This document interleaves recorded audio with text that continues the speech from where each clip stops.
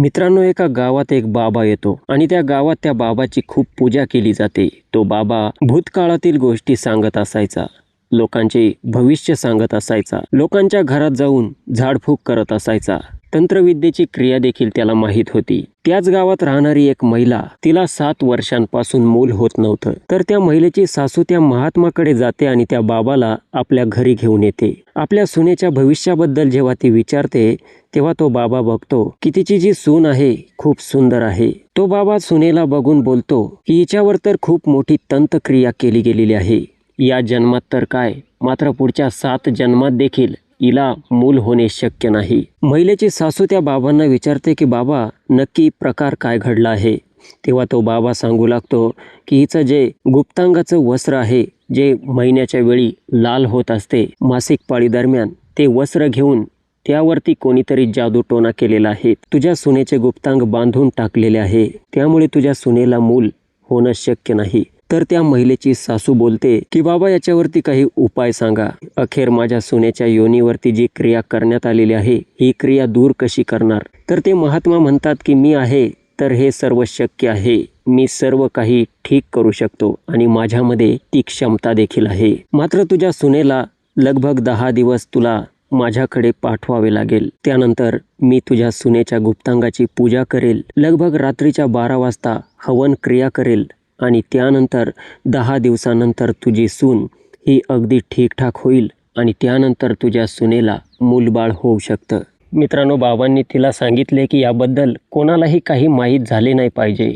हा यज्ञ अगदी शांततेत करावा लागतो. आता मित्रांनो, महिला ज्या असतात या मुलांसाठी खूप लालायक झालेल्या असतात. या महिलेने आणि या महिलेच्या सासूने कधी हा विचार केला नव्हता की पुढे चालून यांच्यासोबत नक्की काय घडणार आहे. हा जो महात्मा आहे, हा बाबा आहे, हा पुढे चालून काय करणार आहे. त्या महात्माने, त्या बाबाने त्या महिलेसोबत जे काही केले, या कहाणीमध्ये जेव्हा आपण ऐकाल तर आपल्या पायाखालची जमीन सरकल्याशिवाय राहणार नाही. मित्रांनो, आजकाल महात्मांवरती, बाबांवरती खूप विश्वास टाकला जातो. ही कहाणी ऐकून अशा महात्मांवरती आणि बाबांवरती विश्वास ठेवणं तुम्ही पूर्णपणे बंद करणार आहे. या बाबा भक्तांच्या जर तुम्ही नादी लागला तर तुमचे घर बर्बाद झाल्याशिवाय राहणार नाही. झाडफूक करणारे, ढोंगी, पाखंडी खूप अत्याचारी असतात, खूप खालच्या दर्जाचे लोक असतात. मित्रांनो, अजिबात वेळ न घालवता या कहाणीला सुरुवात करूया. या कहाणीनिमित्त एक सत्य घटना आम्ही तुम्हाला सांगत आहोत. कहाणी सुरू करण्या अगोदर बस आपल्याला एकच रिक्वेस्ट आहे. चॅनेलवर पहिल्यांदा आले असाल तर स्वप्नील क्राईम टॉक्स या यूट्यूब चॅनलला सबस्क्राईब करा, व्हिडिओला लाईक करा. तर ही कहाणी सुरू होते नाशिकवरून. नाशिकमध्ये एक छोटंसं गाव आहे. तेथेच राहणारी एक महिला असते, जिचं वय असतं अंदाजे 26-27 वर्ष. महिलेचे नाव सुधा असते आणि हिचा जो पती असतो, पतीचं नाव असतं विपिन. विपिन हा बाहेर नोकरी करत असतो मुंबईला.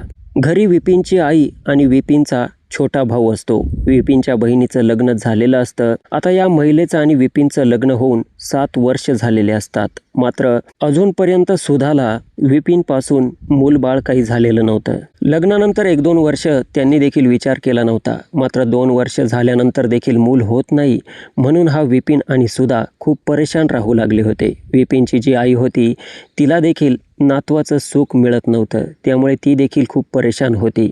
तर यांना असंच समजलं की एक बाबा आहे, महात्मा आहे, जे भविष्य बघतात, भूतकाळ सांगतात. तर त्या बाबांची यांच्यासोबत गाठ पडली. त्याच गावात एक बाबा येत असायचे, ज्यांचे नाव होते अशोक खरात. अशोक खरात यांनी अगोदर त्या गावात 1-2 चेले बनवून घेतले होते. हळूहळू अशा काही गोष्टी सांगत गेला की त्या बाबाची तेथील लोक पूजा करू लागले. त्या गावात लोकांनी त्या बाबाला देवाचा दर्जा दिला. या बाबांनी देखील 2-4 महिलांना औषधे वगैरे देऊन मंत्रोपचार करून समाधान दिले होते. ज्यांना मूल होत नव्हते, ज्या निपुत्री होत्या, त्यांना मुलं जन्माला आली होती. त्यामुळे त्या बाबाची त्या गावात मान्यता खूप वाढत गेली आणि त्यामुळे जी विपिनची आई असते, या विपिनच्या आईपर्यंत ही गोष्ट जाऊन पोहोचली की एक असे बाबा आहेत, जे ज्योतिषी आहेत, त्यांना कॅप्टन म्हणतात. अशोक खरात ज्यांचं नाव आहे. तर विपिनची आई त्या अशोक खरात यांच्याकडे जाते. यांच्या आश्रमात त्या बाबांच्या अगोदर पाया पडते, आशीर्वाद घेते. बाबा तिला बोलतो की बोला, तुमचा चेहरा इतका उदास का आहे, नक्की तुमच्यासोबत काय घडलेलं आहे. तर ती महिला, विपिनची आई, त्या बाबांना सांगू लागते की माझ्या मुलाची विपिनचं लग्न होऊन 7 वर्ष झाले, मात्र अजूनपर्यंत माझ्या सुनेला कोणतंही मूलबाळ झालेलं नाही. आम्ही खूप टेन्शनमध्ये असतो. सर्व काही इलाज केला, खूप जास्त आम्ही पैसे दवाखान्यामध्ये घातले, मात्र अजूनपर्यंत तिला काही उपाय झाला नाही. अनेक बाबांकडे आम्ही तिला घेऊन गेलो, झाडफूक केली, मात्र अजूनपर्यंत आराम मिळाला नाही. डॉक्टरांनी देखील हात उभे करून दिले. आता हा अशोक खरात थोडा वेळ ध्यानमग्न होतो. ध्यान लावून एका जागी बसतो, काहीतरी विचार करतो आणि त्यानंतर बोलतो की बेटी, मला तुझ्या घरी यावं लागेल. घरी आल्यानंतर तुझ्या सुनेला तू मला दाखव. त्यानंतर मी बघेल, काही तंत्रविद्या करावी लागेल आणि नंतर मला तिचा भूतकाळ समजेल आणि तिचं भविष्य देखील समजेल. मला बघावं लागेल तिच्यावरती काही काळा साया तर नाही, काहीतरी कारण तर नक्कीच असेल. आता विपिनच्या आईच्या सांगण्यावरून ते महात्मा विपिनच्या आईसोबत त्यांच्या घरी जाऊन पोहोचतात. अशोक खरात सोबत त्यांचे 1-2 शिष्य देखील असतात, जे की त्यांचे चलेचपाटे होते. ही महिला या अशोक खरात यांना बसण्यासाठी आसन देते, तेथे बसवते, त्यांच्यासाठी पाणी देते, चहा देते, त्यांचे चांगल्या पद्धतीने स्वागत केले जाते. घरामधील जे काही लोक असतात ते अशोक खरात बाबांच्या पाया देखील पडतात, अगदी देवासारखे त्यांची पूजा करतात. आता त्यानंतर हे अशोक खरात त्यांच्यासोबत आलेले जे त्यांचे चलेचपाटे होते त्यांना निघून जाण्यासाठी सांगतात. त्यांना सांगतात की मला लगभग 2-4 तासही लागू शकतात, त्यामुळे तुम्ही जा, आश्रम सांभाळा, तेथे आलेल्या भाविक भक्तांकडे चांगल्या पद्धतीने लक्ष द्या आणि बाकीच्या महिलांची योनी पूजा करून ठेवा. तोपर्यंत मी येथील प्रक्रिया आवरून तुमच्याकडे येतोच. आता हा बाबा त्या महिलेला बोलतो की बोलवा, तुमच्या सुनेला लवकर माझ्या समोर बोलवा. आता त्या महिलेची सून सुधा ही त्या बाबांसमोर येऊन उभी राहते. तिने पदर घेतलेला असतो. हा बाबा बघतच असतो. तिची शरीरयष्टी, शरीर बांधा हे बघून तो बाबा त्या ठिकाणी घायाळ होतो. त्यानंतर हा बाबा बोलतो की डोक्यावरचा पदर खाली काढून टाक. आणि नंतर हा बाबा जेव्हा त्या महिलेकडे बघतो, ती महिला खूप यंग असते, 26-27 वर्षांची ती महिला असते, जवान असते. आता जेव्हा हा बाबा त्या महिलेच्या डोळ्यात डोळे घालून बघू लागतो, एक क्षण देखील आपली नजर हा खरात त्या महिलेवरून हटवत नाही. त्या महिलेच्या सासूला बोलतो की मला एकांतात या महिलेला बघायचं आहे आणि हिच्यावरती कोणी काही क्रिया केलेली आहे का हे मला सर्व एकांतात बघावे लागते, त्यामुळे तुम्ही सर्व या रूममधून बाहेर जा. आता ती जी महिला असते 26-27 वर्षांची सुद्धा घरामध्ये एकटीच असते. तिची सासू आणि तिचा जो दीर असतो हे घरातून बाहेर जातात. आता हा खरात बाबा तिच्या डोळ्यात डोळे घालून बघत असतो, तिच्या संपूर्ण शरीरावरून आपली दृष्टी फिरवत असतो. त्यानंतर त्या ठिकाणी हा जादूटोणा करू लागतो, अगरबत्ती वगैरे लावतो, धूप लावतो आणि त्यानंतर त्या महिलेच्या हाताला पकडून खाली बसवतो, तिच्या संपूर्ण अंगावरून हात फिरवू लागतो आणि त्यानंतर त्या महिलेच्या सासूला आवाज देऊन घरात बोलावून घेतो. आता हा खरात बाबा त्या महिलेच्या सासूला सांगू लागतो की हे बघा, खूप मोठा प्रकार तुमच्या सुनेसोबत घडलेला आहे. हिचं जे योनीचं वस्त्र असतं, जे महिन्याला मासिक पाळीनंतर आलेलं जे खराब झालेलं असतं, ते वस्त्र कोणीतरी येथून चोरून नेले आणि त्या वस्त्रावरती जादूटोणा केलेला आहे. हिची योनी पूर्णपणे बांधून टाकण्यात आलेली आहेत. हिचं संतान प्राप्तीचा जो अवयव आहे तो कायमस्वरूपी ब्लॉक करण्यात आलेला आहे. हिला याच जन्मात तर काय, मात्र पुढील 7 जन्मात देखील मूल होणे शक्य नाही. आता या महिलेची सुधाची जी सासू असते, हिच्या डोळ्यातून खळखळ पाणी येते. आता बाबा जेव्हा या महिलेच्या सासूला सांगू लागतो की तिची योनी बांधण्यात आलेली आहे, तिची कोक बांधण्यात आलेली आहे, त्यामुळे तिला संतान होणे शक्य नाही, तेव्हा त्या महिलेची सासू त्या ठिकाणी रडू लागते, बाबांची विनवणी करू लागते की तुम्हीच काहीतरी करा. त्यानंतर हा बाबा बोलतो की ठीक आहे, मी हवन प्रक्रिया लगेच इथेच तुमच्या घरात करतो. आणि रात्रीचे लगभग 11 वाजता ही प्रक्रिया त्या ठिकाणी सुरू होते, हवन क्रियाक्रम सुरू होते. आणि त्यानंतर हा बाबा तेथील सुधाचा जो दीर असतो त्याला आणि सुधाची जी सासू असते तिला बाहेर काढतो आणि त्यानंतर त्या महिलेला बोलतो की तुला खरंच मनापासून मूल पाहिजे आहे का, संतान पाहिजे आहे का. आता ती महिला बोलते की हो, मला खरंच पाहिजे आहे. तर तो बाबा त्या सुधाला बोलतो की अजिबात लाजू नको, मी देवाचा एक दूत आहे, तुझे संपूर्ण वस्त्र या ठिकाणी काढ, मला योनीची पूजा करावी लागणार आहे. आता ती महिला बाबा जसं सांगतो तसं करते आणि त्यानंतर तो बाबा तेथे धूप अगरबत्ती लावतो. काही गोष्टी त्या महिलेकडे बघून इकडे तिकडे बघ आणि त्यानंतर त्या बाबाच्या मनात ती महिला बसते.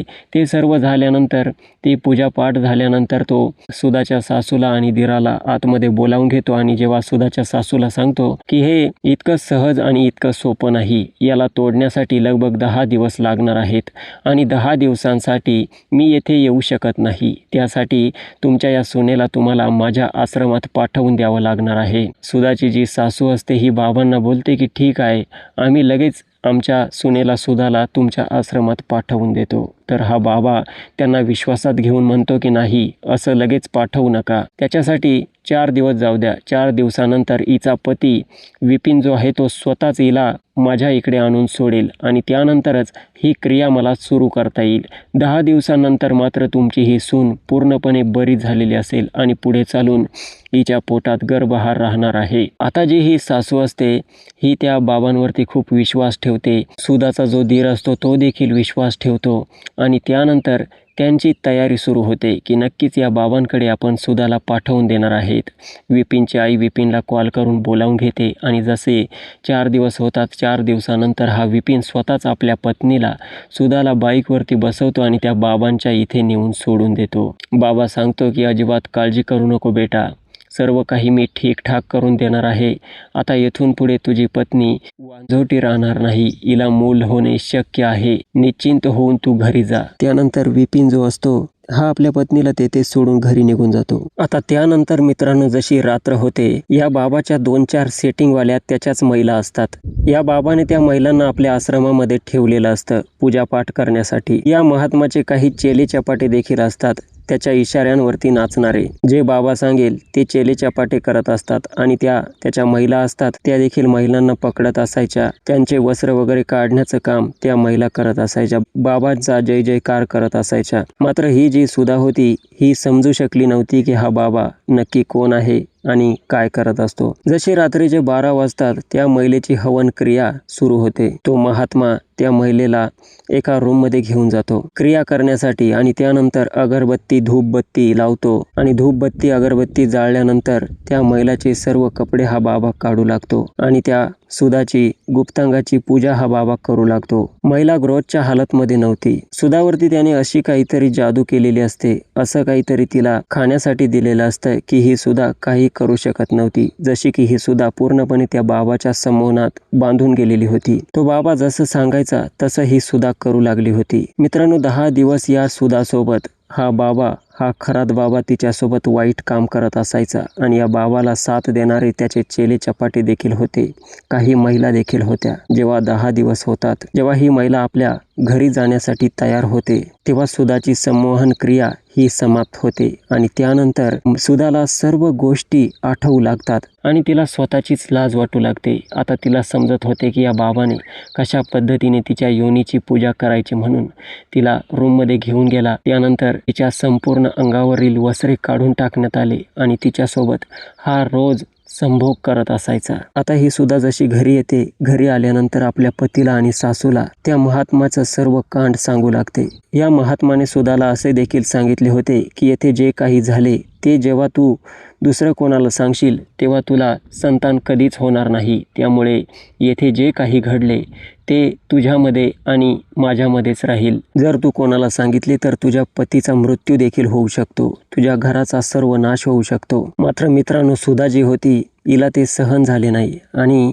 तिने ओळखले की हा बाबा एक भोंदू बाबा आहे. तिने आपल्या पतीला आणि सासूला सर्व काही सांगितले. तिचा जो पती होता विपिन सरळ पोलीस स्टेशनला जातो. पोलीस स्टेशनला जाऊन सर्व खरी कहाणी ही पोलिसांना सांगतो. पोलीस प्रशासन जे असतं त्यांच्या मुताबिक FIR दाखल करून घेतात आणि मित्रांनो पोलीस आपल्या बळानुसार त्या महात्माच्या आश्रमाला चारी बाजूंनी घेरतात आणि त्या महात्माला अरेस्ट केली जाते. त्या महिलेला जेव्हा विचारले जाते तेव्हा ती महिला सर्व कहाणी पोलिसांना सांगू लागते. कसा हा बाबा संमोहन क्रिया करायचा आणि त्यानंतर रोजच अगरबत्ती धूपबत्ती लावून महिलेला नग्न करायचा, गुप्तांगाची पूजा करायचा आणि त्यानंतर रोज त्या महिलेसोबत संभोग करत असायचा आणि महिलेला सांगायचा आता तू लवकरच बरी होणार, हळूहळू तुझी पीडा संपूर्ण नाहीशी होणार आणि तू एका मुलाला जन्म देणार. पोलिसांनी जेव्हा त्याला पकडले तेव्हा हा महात्मा कोणी महात्मा नव्हता, तर तो एक ढोंगी महात्मा होता जो की अगोदर नेव्हीमध्ये कार्यरत होता. नेव्हीमधून आल्यानंतर